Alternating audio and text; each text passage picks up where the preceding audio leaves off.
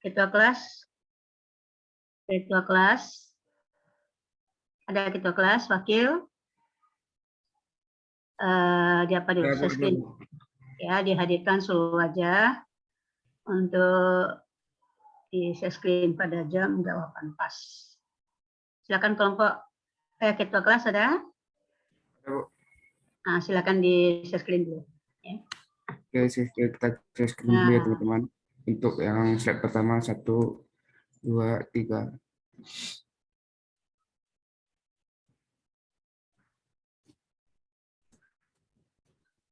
Untuk slide yang kedua 1, 2, 3. Sudah, Bu? Ya, terima kasih ketua kelas. Arif, ya. Baiklah, kita berikan kesempatan pada kelompok penyaji. Silakan kelompok penyaji.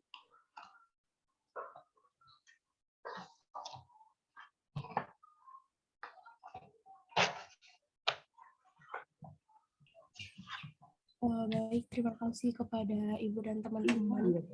Baiklah, Assalamualaikum warahmatullahi wabarakatuh. Waalaikumsalam warahmatullahi wabarakatuh. Kami dari kelompok 2 yang akan presentasi pada hari ini, yang mana materinya yaitu hakikat ilmu pendidikan dan kompetensinya. Nah, di kelompok 2 ini kami berlima orang. Yang pertama yaitu saya sendiri Dwi Irma Widianingsi, 19022160. Yang kedua Leni Mariko Putri. Yang ketiga Saskia Ayu Syandara. Yang keempat Tari Gatunaja. Dan yang kelima Yuvita Indriani.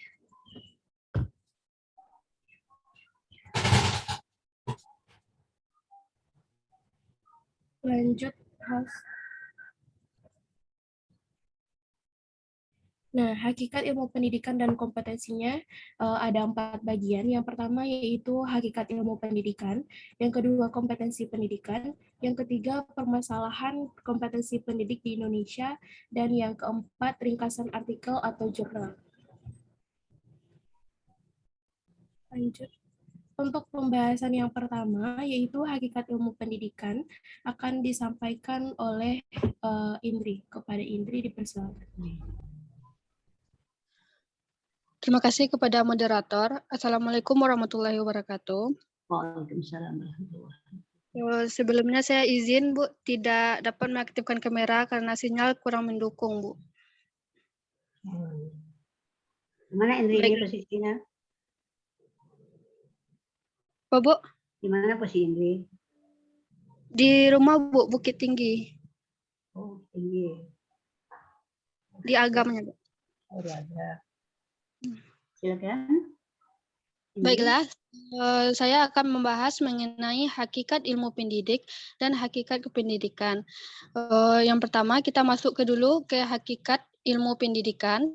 Ilmu pendidikan atau pedagogi berasal dari kata bahasa Yunani yaitu pedagogos dan dalam bahasa Latin yaitu pedagogos yang berarti pemuda yang bertugas mengantarkan anak ke sekolah serta menjaga anak itu untuk bertingkah laku, susila, dan berdisiplin.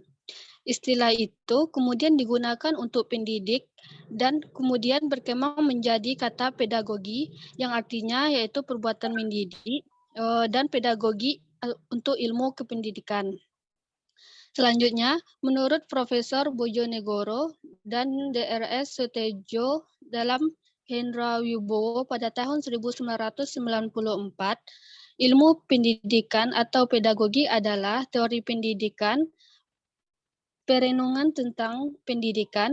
Dalam arti luasnya, pedagogi adalah ilmu pengetahuan yang mempelajari soal-soal yang timbul dalam praktek kependidikan. Itu menurut Suwarno pada tahun 1982. Selanjutnya yaitu hakikat pendidikan. Kata pendidik itu sendiri berasal dari kata didik, yang artinya memelihara, merawat, dan memberi latihan agar seseorang memiliki ilmu pengetahuan seperti yang diharapkan, dalam kurung tentang sopan santun, akal, budi, akhlak, dan sebagainya. Selanjutnya dengan menambahkan awalan P hingga menjadi pendidik yang artinya orang yang mendidik. Secara etimologi, dalam bahasa Inggris ada beberapa kata yang mendekati arti pendidik, seperti kata teacher yang artinya mengajar, dan tutor yang berarti guru pribadi. Di pusat-pusat pelatihan disebut juga sebagai trainer atau instruktur, menurut Rahmri pada tahun 2015. Baiklah, sekian materi yang dapat saya sampaikan. Saya kembalikan kepada moderator. Baik, terima kasih kepada Indri. Untuk materi selanjutnya yaitu kompetensi pendidik yang akan disampaikan oleh Tari. Kepada Tari dipersilakan.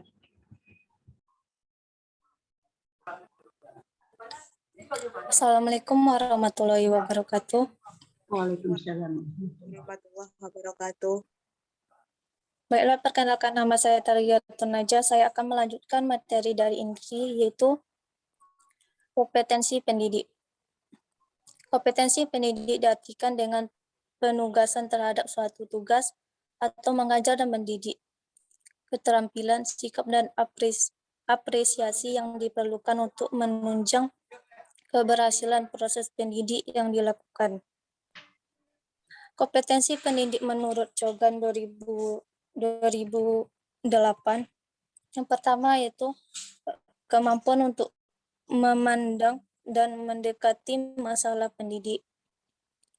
Yang kedua yaitu kemampuan untuk bekerja sama dengan orang lain secara kooperatif dan bertanggung jawab. Yang ketiga yaitu kapasitas kemampuan berpikir secara kritis dan sistematis. Keempat, keinginan untuk selalu meningkatkan kemampuan intelektual sesuai dengan perkembangan teknologi.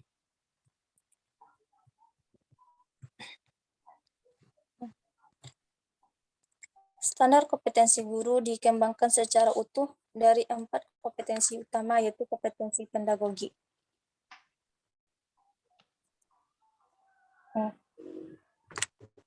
Standar kompetensi guru. Standar kompetensi guru terbagi 4, yaitu kompetensi pedagogi, kompetensi kepribadian, kompetensi sosial, dan kompetensi profesional. Kompetensi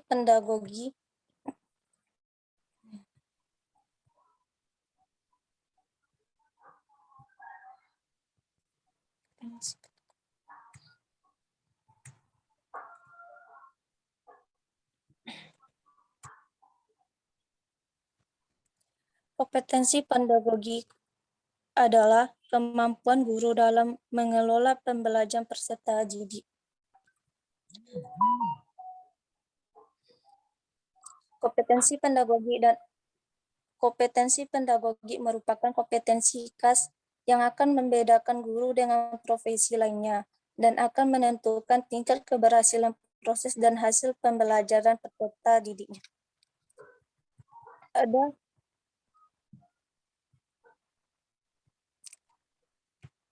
Ada 7 aspek kompetensi pedagogi berserta indikatornya menurut Jimmy Saputra 2017 ialah sebagai berikut. Pertama yaitu menguasai karakteristik peserta didik. Guru mampu mencatat dan menggunakan informasi tentang karakteristik peserta didik untuk membantu proses pembelajaran. Karakteristik ini terkait dengan aspek fisik, intelektual, sosial, emosional, moral, dan latar belakangnya sosial budaya. 1 yaitu guru dapat mengidentifikasi karakteristik belajar setiap peserta didik di kelasnya. 2, guru memastikan bahwa semua peserta didik mendapatkan kesempatan yang sama untuk berpartisipasi aktif dalam kegiatan pembelajaran. 3, guru dapat mengatur kelas untuk memberikan kesempatan belajar yang sama pada semua peserta didik dengan kelainan fisik dan kemampuan belajar yang berbeda. 4, guru mencoba mengetahui penyebab penyimpangan perilaku peserta didik untuk mencegah agar perilaku tersebut tidak merugikan peserta didik lainnya. Yang kelima, guru membantu mengembangkan potensi dan mengatasi kekurangan peserta didik. Terakhir, guru memperhatikan peserta didik dalam kelemahan fisik tertentu agar dapat mengikuti aktivitas pembelajaran, sehingga peserta didik tersebut tidak termarginalkan atau tersisihkan, diolok-olok, minder, dan sebagainya. Menguasai teori belajar dan prinsip-prinsip pembelajaran yang mendidik.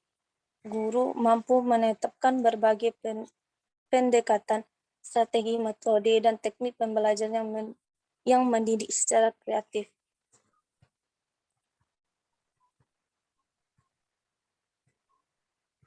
Yang C,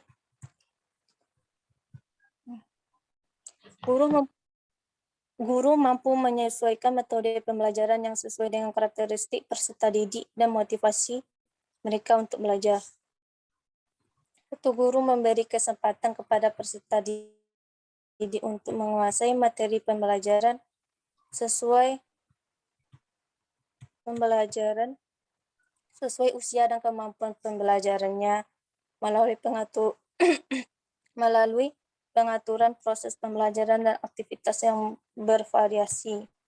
Kedua, yaitu guru selalu memastikan tingkat pemahaman peserta didik terhadap materi pembelajaran. Yang ketiga, guru dapat menjelaskan alasan pelaksanaan kegiatan atau aktivitas yang dilakukannya. Yang keempat, guru menggunakan berbagai teknik untuk memotivasi kemampuan belajar peserta didik. Yang kelima, guru merencanakan kegiatan pembelajaran yang saling terkait satu sama lain. Yang keenam, guru memperhatikan respon peserta didik yang belum atau kurang memahami materi pembelajaran. C, itu mengembangkan kurikulum. Guru mampu menyusun silabus sesuai dengan tujuan terpenting kurikulum dan menggunakan RPP sesuai dengan tujuan dan lingkungan pembelajaran. Guru mampu memilih, menyusun, dan menata materi pembelajaran yang sesuai dengan kebutuhan peserta didik. Contohnya, satu, guru dapat menyusun silabus yang sesuai dengan kurikulum. Kedua, yaitu guru merancang rencana pembelajaran yang sesuai dengan silabus untuk membahas materi ajar tertentu agar peserta didik dapat mencapai kompetensi dasar yang ditetapkan. Yang D, itu kegiatan pembelajaran yang mendidik. Guru mampu menyusun dan melaksanakan rancangan pembelajaran yang mendidik secara lengkap. Jika relevan, guru memanfaatkan teknologi informasi komunikasi atau TIK untuk kepentingan pembelajaran. Contohnya, guru melakukan aktivitas pembelajaran sesuai dengan rancangan yang telah disusun. 2.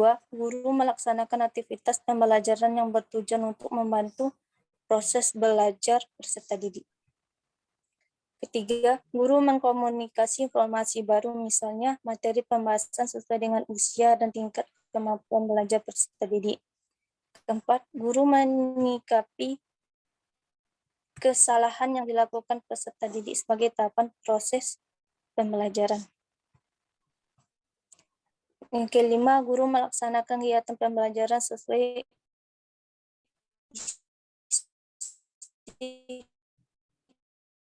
kurikulum.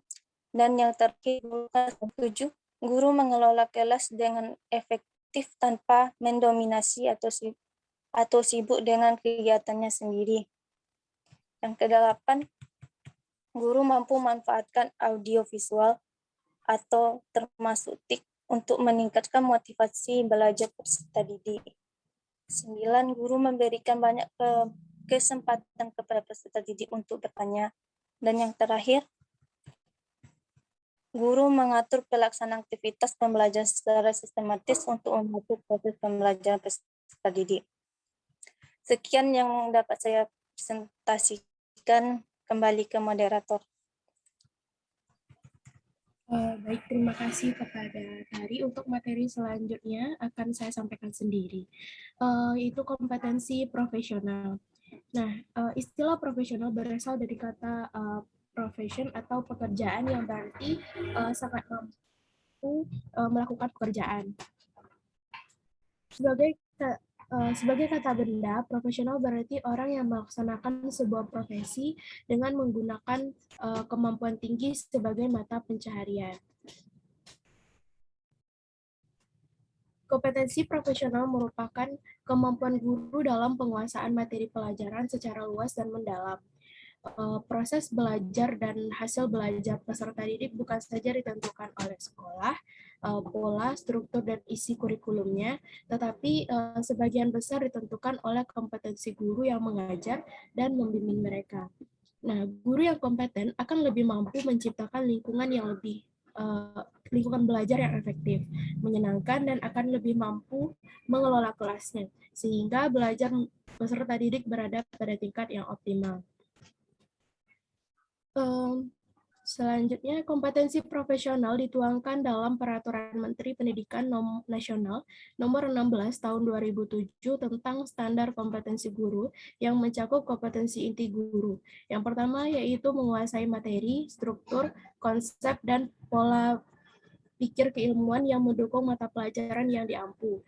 Yang kedua, menguasai standar kompetensi dan kompetensi dasar mata pelajaran yang diampu. Yang ketiga, mengembangkan materi pembelajaran yang diampu secara kreatif. Yang keempat, mengembangkan keprofesionalan secara berkelanjutan dengan melakukan tindakan refleksi. Dan yang terakhir yaitu memanfaatkan teknologi informasi dan komunikasi untuk mengembangkan diri. Selanjutnya ada kompetensi sosial. Nah, kompetensi sosial ini merupakan kemampuan guru sebagai makhluk sosial dalam berinteraksi dengan orang lain. Nah, kompetensi ini berhubungan dengan kemampuan guru sebagai anggota masyarakat dan makhluk sosialnya. Nah, inti dari kompetensi sosial terletak pada komunikasi, tetapi komunikasi yang dimaksud adalah komunikasi yang efektif. Komunikasi yang dapat diartikan sebagai suatu proses saling mempengaruhi antar manusia. Komunikasi juga merupakan keseluruhan daripada perasaan, sikap, dan harapan-harapan yang disampaikan baik secara langsung atau tidak langsung, baik yang dilakukan secara sadar atau tidak sadar, karena komunikasi merupakan bagian integral dari proses perubahan. Nah, kompetensi sosial telah dituangkan di dalam Peraturan Menteri Pendidikan Nasional Nomor 16 Tahun 2007 tentang standar kompetensi guru yang mencakup kompetensi inti guru, yaitu bersikap inklusif, bertindak objektif, serta tidak diskriminatif karena pertimbangan jenis, agama, ras, dan kondisi fisik, serta latar belakang. Yang kedua yaitu berkomunikasi secara efektif, empatik, dan santun dengan sesama pendidik, tenaga kependidikan, orang tua, dan masyarakat. Yang ketiga, beradaptasi di tempat bertugas di seluruh wilayah Republik Indonesia yang memiliki keragaman sosial budaya. Yang keempat, berkomunikasi dengan komunitas profesi sendiri dan profesi lain secara lisan dan tulisan atau bentuk lainnya. Yang keempat yaitu kompetensi kepribadian.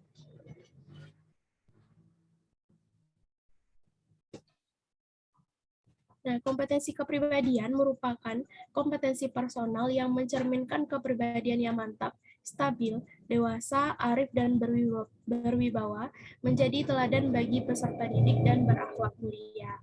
Nah, menurut Kunandar 2007 halaman 55 menyatakan bahwa kompetensi kepribadian yaitu perangkat perilaku yang berkaitan dengan kemampuan individu dalam mewujudkan dirinya sebagai pribadi yang mandiri untuk melakukan transformasi diri, identitas diri, dan pemahaman diri.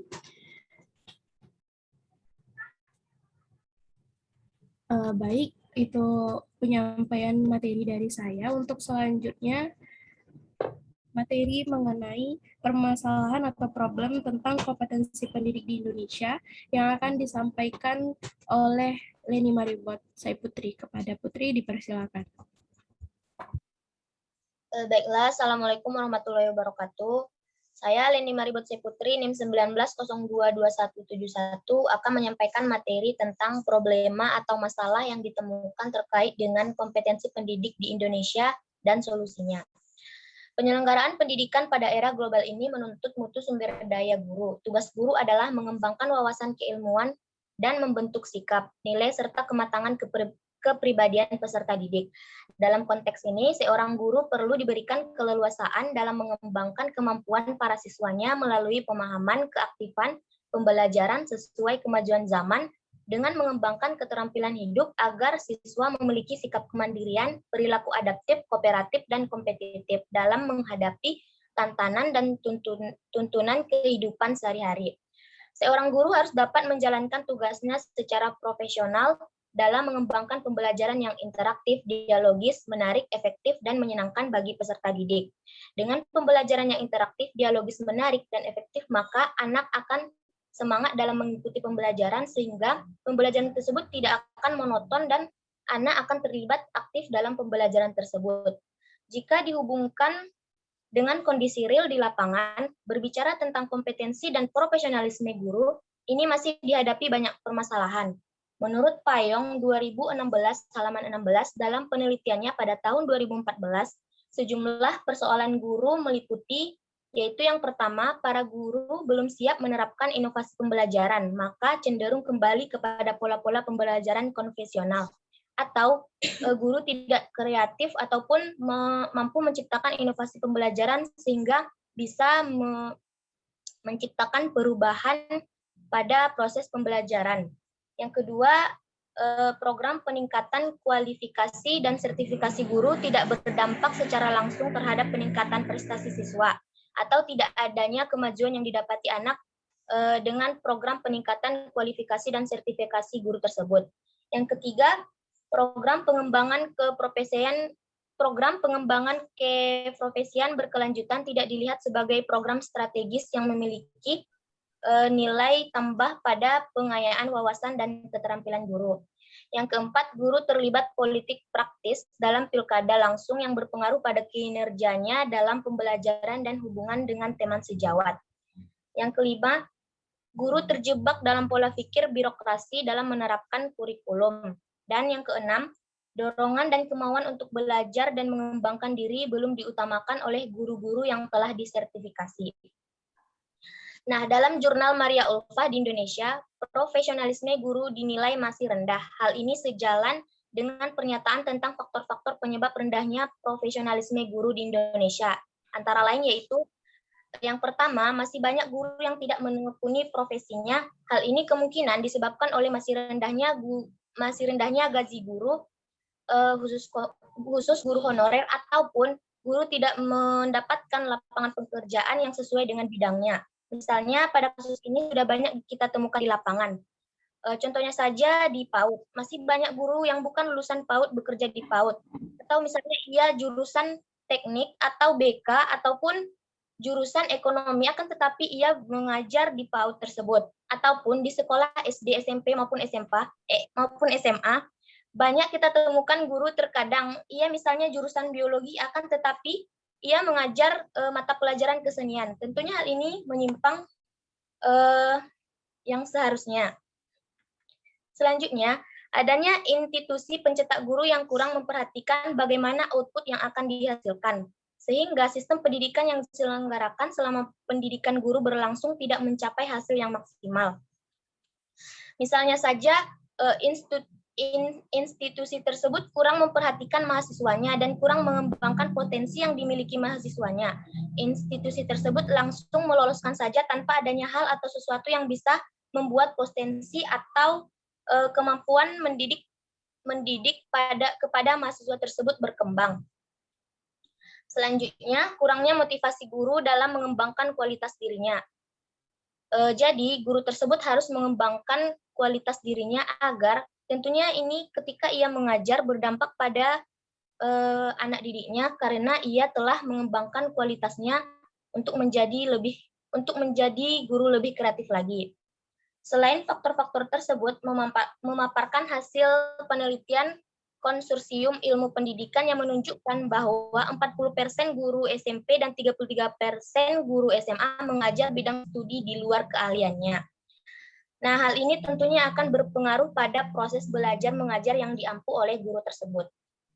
Untuk mengatasi permasalahan dalam hal profesionalisme guru ini, menguraikan beberapa strategi selain PPG yang diselenggarakan oleh pemerintah. Penyelenggaraan pelatihan semacam ini, host training atau IHT, secara internal di KKG ataupun MGMP dapat menjadi salah satu alternatif untuk mengembangkan profesionalisme guru. Dalam IHT, penelitian dilakukan oleh guru untuk guru. Jadi, guru yang memiliki kompetensi memberikan pelatihan kepada rekan-rekannya. Dengan metode ini diharapkan pelatihan akan lebih efektif dari segi pencapaian tujuan serta biaya. Strategi kedua adalah program magang. Program magang ini khususnya diperuntukkan bagi guru yang mengajar di sekolah kejuruan. Misalnya dengan magang di industri, guru dapat menambah keahlian karena terjun langsung dalam mendapatkan hands-on experience yang bermanfaat untuk meningkatkan kualitas proses belajar mengajar. Selanjutnya diuraikan juga tentang strategi kemitraan sekolah. Kemitraan ini dapat dilakukan antara sekolah dengan institusi lainnya. Misalnya saja sekolah dengan perguruan tinggi. Kemitraan sekolah akan berdampak positif terhadap pengembangan wawasan guru, baik secara keilmuan maupun peningkatan kompetensi profesionalnya. Sekian materi dari saya kembalikan kepada moderator. Baik, terima kasih kepada Putri. Untuk materi yang terakhir yaitu hasil-hasil penelitian atau artikel tentang kompetensi pendidik yang akan disampaikan oleh Saskia. Kepada Saskia dipersilakan. Baiklah, saya akan melanjutkan materi mengenai hasil-hasil penelitian atau artikel tentang kompetensi pendidik. Dalam jurnal Mariana Ulfa Hosni tentang permasalahan dan solusi untuk meningkatkan kompetensi dan kualitas guru, sebuah kajian pustaka, peningkatan kualitas guru dapat diselenggarakan melalui pengembangan profesional, baik yang berupa seminar dan lokakarya, maupun yang dilakukan secara daring melalui sosial media. Selain itu, untuk menjawab tantangan di era revolusi digital, guru juga perlu meningkatkan keterampilan dalam hal penggunaan teknologi digital untuk meningkatkan kualitas dan daya tarik pembelajaran. Pemberian sertifikat pendidikan dan tunjangan sertifikasi guru dapat digunakan juga untuk memperbaiki kualitas guru. Selain itu, guru perlu juga didorong untuk meningkatkan kemampuan dan meneliti menggunakan bahasa Inggris. Pada akhirnya, segala upaya untuk membutuhkan peranan pemerintah sebagai pembuat keputusan untuk mendorong perbaikan kualitas guru yang akan berdampak pada peningkatan kualitas dan sumber daya manusia. Penyelenggaraan pengembangan profesionalisme guru sebaiknya dilaksanakan baik oleh sekolah maupun organisasi seperti perkumpulan MGMP. Merujuk pada hasil penelitian yang menyatakan bahwa penyelenggaraan terbaik adalah guru. Dengan demikian, guru sebaiknya memang berperan aktif dalam kegiatan pengembangan profesionalisme. Hal ini erat kaitannya dengan pengetahuan dan keterampilan apa yang dibutuhkan oleh guru untuk meningkatkan kualitas pembelajaran. Sekian materi yang dapat saya sampaikan, saya kembalikan kepada moderator. Baik, terima kasih kepada Saskia. Baiklah teman-teman, itu hasil diskusi, hasil presentasi dari kelompok 2. Ibu mohon maaf Bu, untuk